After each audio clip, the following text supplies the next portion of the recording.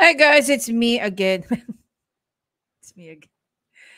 Hi guys, what's up? My name is Sean Wayne and today pag-usapan natin itong naging desisyon o sinasuggest di umano by sa pagkakasabi ni BBM din sa video na yan. Ano? Pero tingnan natin kung gaano nga ba kalala ang issue muna ng Bicol at bakit natataranta na si BBM at hindi niya na alam kung saan niya dadamputin ang sarili niya sa nangyayari ngayon dala ng bagyong Christine.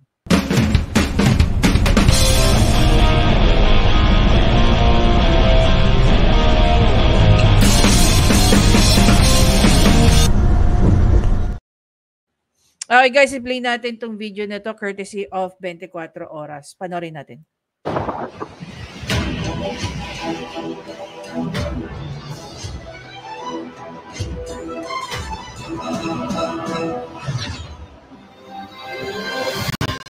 Magandang gabi po, Luzon, Visayas at Mindanao. Lumakas pang lalo ang bagyong Christine na inaasahang magla-landfall sa Isabela anumang oras mula ngayon. Dahil dyan, may mga lugar nang isinilalim sa signal number 3. Ang Bicol Region na isa sa unang nakaranas ng hagupit ng bagyo na lubog sa katakot-takot na lagpas taong tubig. 3 na ang naitatalang nasawi pero pinangangambahang dumami. Take note, ano? Sabi nga dito, no, ng anchor ng GMA 24 Oras. Katakot-takot. Sabi ni Maligno, kung makikita nyo sa comment section, I'm from Bicol, grabe po nangyari sa amin dito. Oh. Tingnan nga natin yung comment section. Pray lang po, malalagpasan nyo din yan. Sana lang ibigay ang nararapat na para sa inyo. Thanks a lot, ate. Hello, I'm praying po. Sana po ma-safe kayo. Sana po safe po kayo ngayon. Hugs, oh, 'di ba? Grabe yung pagbibigay ng sa Bicol. Balikan natin. Mami pa yan dahil sa dami ng mga natrap sa baha sa iba't ibang panig ng bansa. Nakatutok si Salima Refran.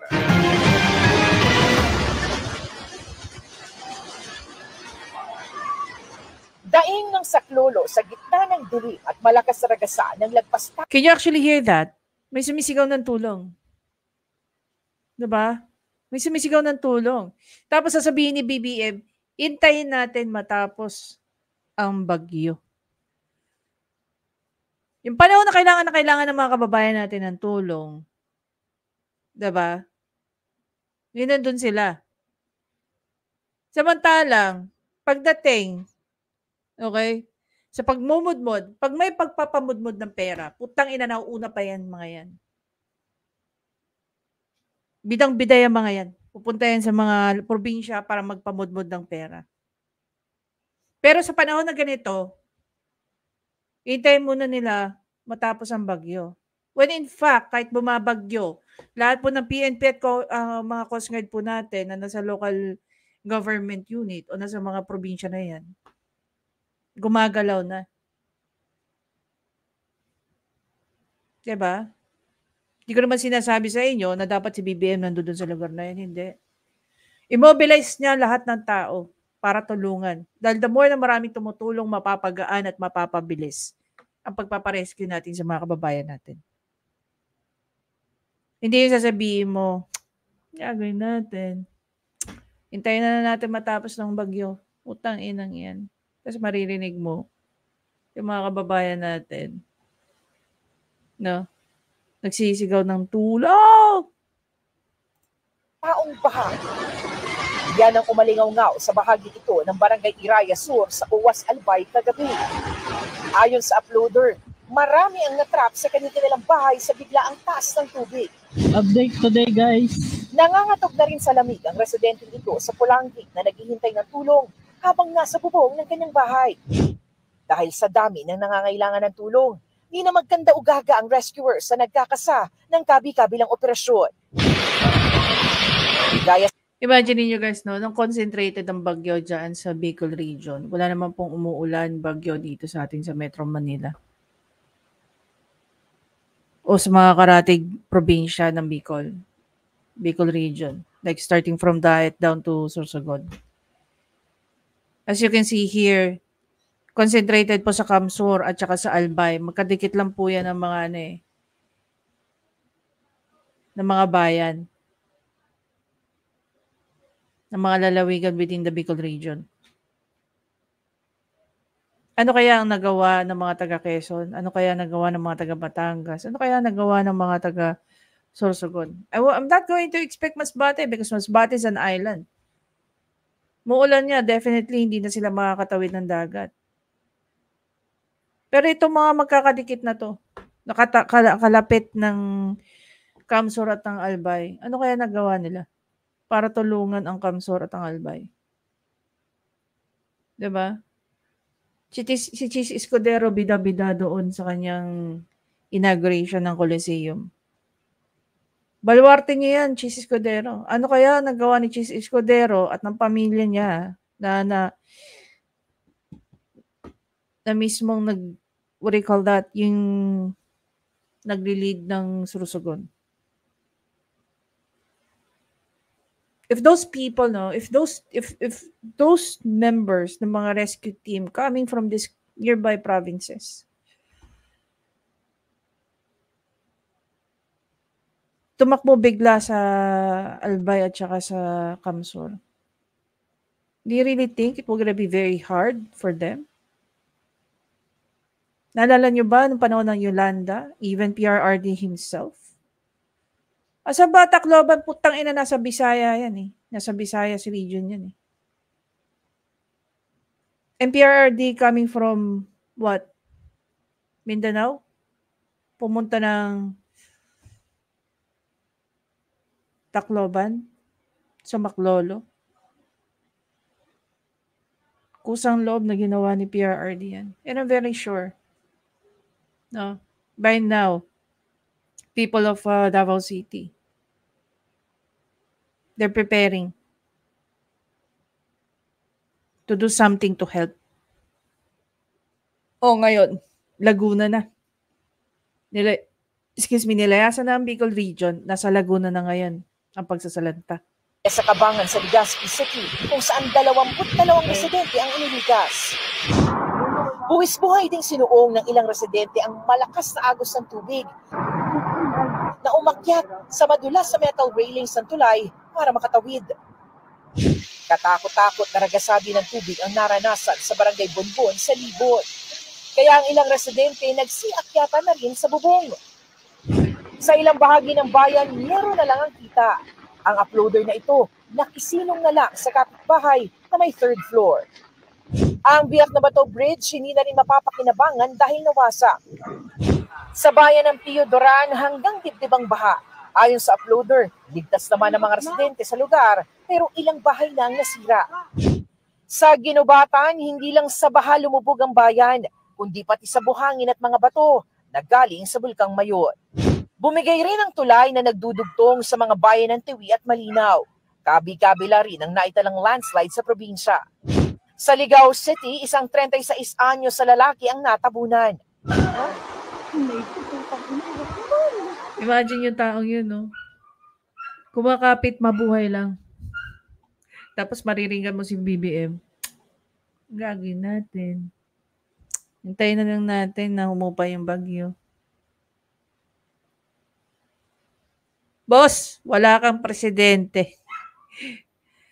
Na kahit anong oras, maaasahan mo, may mga inaantay pa yan. Kalunos-lunos naman ang sitwasyon ng lalaking ito na nakayakap na sa puno ng nyog para hindi matangay ng malakas na ragasan ng baha sa Naboak. Grabe, no? Oras daw binilang before yan na-rescue. Marina Sur. Nailigtas naman siya kalauna ng mga rescuer na sakay ng bangka. Sa Naga City, tanging liwanag lang ng flashlight na nagsilbing gabay ng ilang residente para makalipat sa mas ligtas na lugar.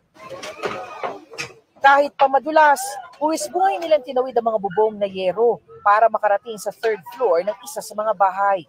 Ayan na ilaw, oh. Ayan ilaw, be. Kasama sa mga inilikas ng ilang bata at isang sanggol na isinakay pa sa batya. Hindi rin nakaligtas sa baha ang Naga Metropolitan Cathedral. Sa barangay San Jose sa bayan ng Pili, ang mga rescuer halos anuri na habang lumalangoy sa lagasan ng tubig para mailigtas ang mga natrap na residente. So nakikita niyo na kung gaano kagrabe yung sitwasyon ng Bicol.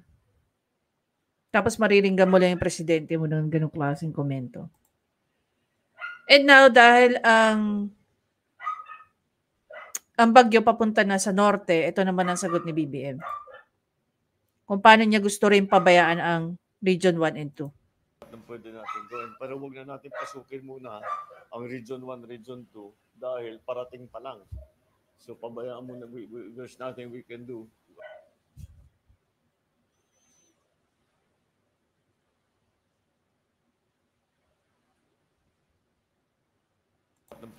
Alam mo yun, galing talaga sa bibig niya, no? Imbes na hindi pa dumarating ang bagyo sa Region 1 and 2, binigyan niya kaagad ng strict directive na wag na nating hayaan na mangyari pa sa Region 1 and 2 ang sinapit ng Bicol. Hindi ba?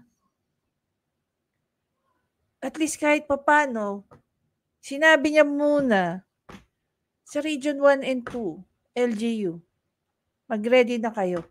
Nakita niyo na ang Bicol. Baka mangyari din yan sa inyo. Kung ano yung mga kailangan yung gawin. Akala mo tuloy, kukunti lang yung mga tao na dapat itong numbers na to ay concentrated lang sa nangyayari sa Bicol. Di ba dapat i-spread out mo ang mga tao under ng DILG, ng DSWD, even ng DPWH? Hindi ba?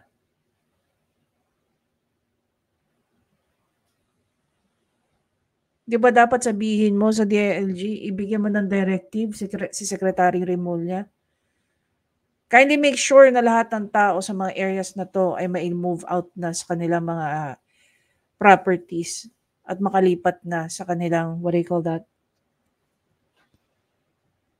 Mga evacuation centers. Otherwise, if they don't want to move out, there's nothing we can do. Pag nasalanta sila. But then again, you're the government. You can compel these people to move away from danger. Otherwise, you have the power as well to sanction them. Dahil hindi lang sila malalagay sa panganib. Pati yung mga taong magre-rescue sa kanila. Hindi ba? Sa tingin nyo, best remedies, pabayaan nyo muna ang Region 1 and 2? Dahil wala pa sa inyo yung bagyo. Iintindihin ko na lang kayo ulit pagka nasalanta na kayo ng bagyo at nagmalabikol din kayo or Laguna. I've been seeing a lot of videos in the last few hours kung gaano lumulubog din ang Laguna right now. Tapos itong klaseng komento ang maririnig mo sa isang presidente na totoo nga naman walang alam sa pagiging presidente. Baka nga mas marami pang alam si Remulla, si Secretary Remulla, sa DILG Secretary, on how to respond sa ganitong klaseng mga sitwasyon. Napapakamot din ako ng ulo bilang ikaw ay naging gobernador, vice governor ng iyong lalawigan. Ano kaya pinagagawa mo ng panahon na yun? Na hindi mo alam yung klase ng preparedness na kailangan mong ihanda para sa mga kababayan natin. Hindi yung masabi ka lang dyan. Natatawa nga ako sabi, nag-cancel pa daw ito si BBM ng mga lakad niya. I think it was yesterday or the other day. Yeah, I think it was yesterday. Sana hindi ka na lang nag-cancel sa totoo lang.